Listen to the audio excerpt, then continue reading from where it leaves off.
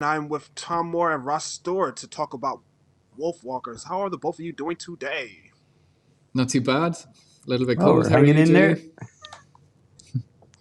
I'm good, and it's pretty cold out there. But what's not cold is this movie because I love the film, love the animation, love the story that you guys done with the film. So we're gonna break it down for a few minutes.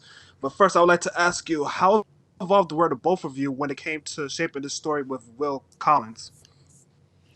Tom himself came up with like the basic idea 7 years ago, and it was just over lunch. And then we kind of developed a synopsis, wrote it out on a few pages, and then we brought Will in, and he fleshed it out into a big long screenplay. And then we must have done, I don't know, yeah, 9 different versions of that screenplay over the years following.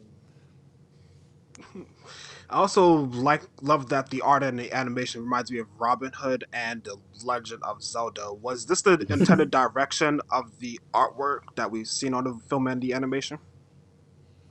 I don't know about The Legend of Zelda. That's another reference, but I guess The Legend of Zelda, that game, was kind of inspired by some of the Japanese animation that we were inspired by, like The Little Prince and the Eight-Headed Dragon.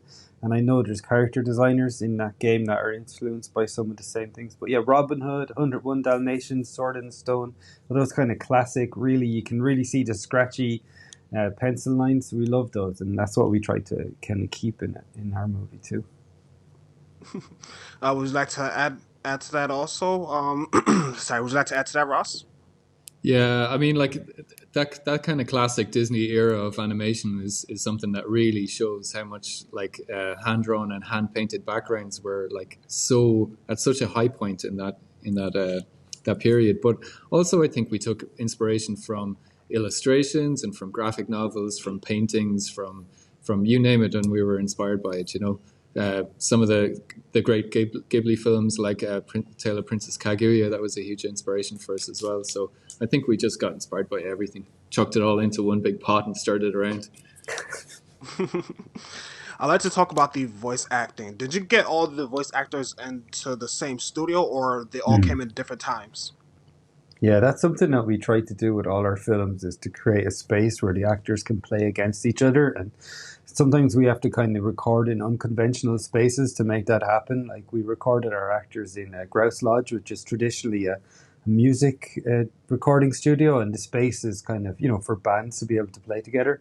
But we were able to kind of change the space around so that like Sean Bean and Simon McBurney could be talking to each other, or Sean and Honor could be talking to each other, and Eva. And we kind of, rather than having booths, which can be a bit impersonal, and one at a time, we try to get it all recorded over the course of a few days and then have as few pickups as possible. But we did have a few pickups individually, but not as much as like in a typical animation where everybody's just in a different booth and at a different time and recording towards scratch. It's really, really good. Oh, I think his internet's. Oh, it's back up.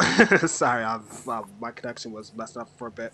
What kind of challenges have the both of you had to endure for some of the heavy scenes in that film, especially when her mom got shot with a crossbow bolt? Oh, spoiler! You spoiled it. Spoiler alert. Um,